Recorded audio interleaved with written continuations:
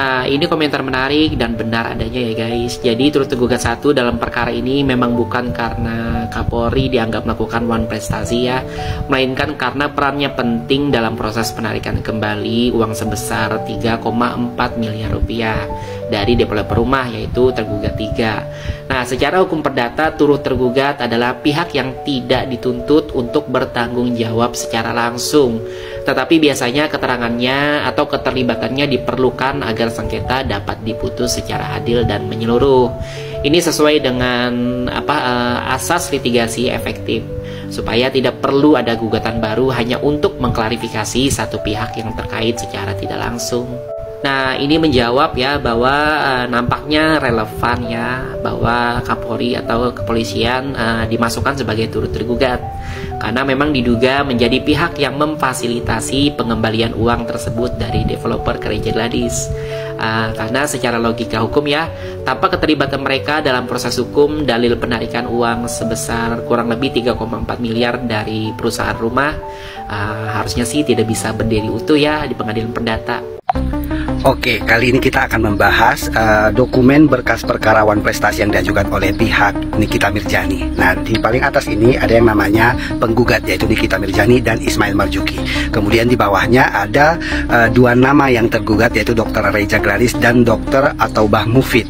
Dan yang kemudian di bawahnya lagi itu ada turut tergugat. Ada 3, yaitu Kapolri, kemudian Kejaksaan, dan satu buah atau satu perusahaan seperti itu ya. Nah, di poin dalam provisi yang di atas ya, ada bunyinya memerintahkan kepada turut tergugat agar menghormati ya proses wan prestasi atau perkara wan prestasi ini sampai mempunyai atau memiliki kekuatan hukum tetap. Nah, kemudian di bawahnya ada lagi bunyinya memerintahkan kepada turut tergugat ya agar tidak melakukan proses hukum apapun ya sampai ada keputusan yang mempunyai kekuatan hukum tetap dalam perkara kasus wan prestasi ini.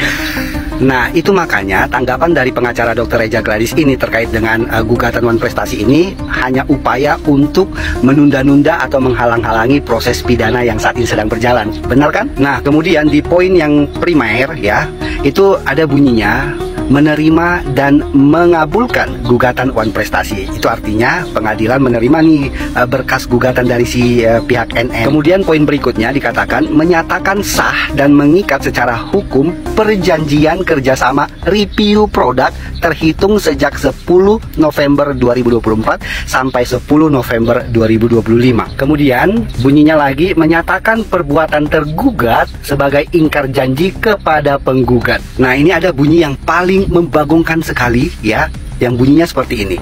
Menyatakan pembayaran uang kesepakatan kerjasama terhitung sejak 10 November 2024 hingga 10 November 2025 yang diterima oleh penggugat sebesar 4 miliar rupiah untuk mereview baik-baik atas produk skincare si tergugat sebesar 4 miliar rupiah. Nah, sekarang kalian jawab dengan jujur sejujur-jujurnya. Apakah selama ini kalian sudah pernah melihat satu video saja, satu video review dari si penggugat ini mereview produk skincare si tergugat dengan baik-baik? Apakah pernah si penggugat ini membuat video review produk skincare si tergugat ini dengan baik-baik? Atau malah justru sebaliknya? Kalian jawab di kolom komentar. NM menuntut balik dokter abu-abu. Bagus, lanjutkan. Meskipun beredarnya isu kamu gak suka sama diriku, tapi aku tetap mensupport dirimu. Miskinkan. Orang yang culas, orang yang tengil, penipu. Kalau perlu bawa tuh si ulat juga tuh. Satu kan udah kena karma tuh, dikejar-kejar orang. Makanya jangan suka menipu deh. Mana pembelanya? Dulu zaman si Sarul sebelum ketangkep, aku yakin mama offline gak bakal ketangkep, tapi dirimu Gali yang bakal ketangkep baju oren. Mana? Udah. Bahwa ada tindakan-tindakan yang memang menekan mental si korban. Mixer, maneh teh saha mixer ya, nyuruh-nyuruh kepolisian buat meriksa dokter detektif.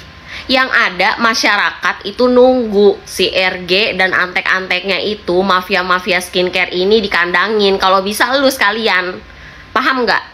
Sok mengedukasi, sok ngasih tahu masyarakat, ternyata lu adalah peliharaan dia, peliharaan mafia skincare, orang yang jual skincare berbahaya. Itu mana tuh junjungan lu si RG yang jual apa? Ini, nih, skincare yang ada jarum-jarumnya itu.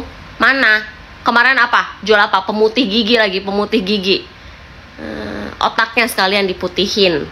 Dan gua kasih tahu ya, orang-orang penjahat kayak lu ya, orang-orang kelaparan penjahat kayak lu itu nggak punya nurani sama masyarakat ya, nggak punya nurani ya.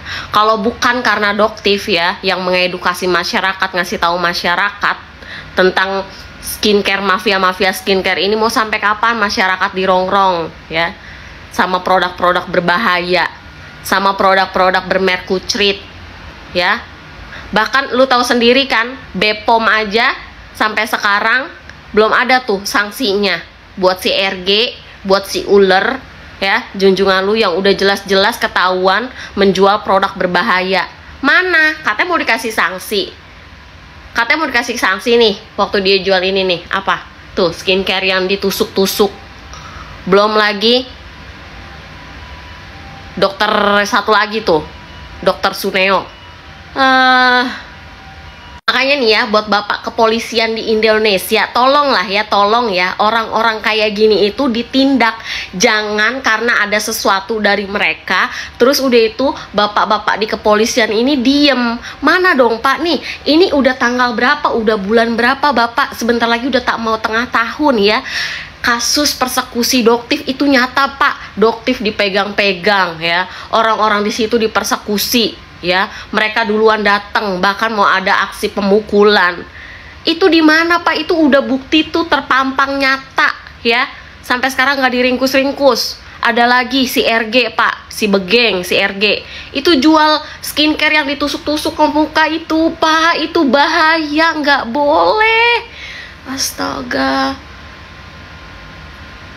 Apalagi yang jual DNA lele ya, ini aku bingung deh ya. Tolonglah ya BPOM kerjasama sama kepolisian, kerja yang bener gitu loh. Ini masyarakat itu sebenarnya muak banget loh sama mereka-mereka ini, apalagi nyewa buzzer-buzzer model kayak gini ya, nyewa buzzer-buzzer model kayak gini nih ya, ngebela-bela mafia ya, yang paling tahu tentang mafianya sendiri. Kelihatan banget antek-anteknya. Saya pak ya, walaupun saya tinggal di Jepang, saya miris banget pak sama keadaan di Indonesia. Tahu nggak kenapa? Karena dari segi skincare negara kita kalah banget pak ya. Di Jepang sini ya, kita penelitian nih, negara ini udah sampai internasional, bahkan dapat nominasi negara dengan skincare terbaik di dunia. Indonesia apa yang dipusingin? Merkutrit ya, hidrokinon, apalagi ya, belum lagi kasus BPOM yang kecolongan ini, yang kecolongan itu. Nih saya pedes nih, sebagai masyarakat Indonesia saya ngomong pedes nih ya. Kan kerja itu dibayar, masyarakat itu bayar pajak ya, masyarakat itu kerja ya, berkontribusi buat pemerintahan gitu.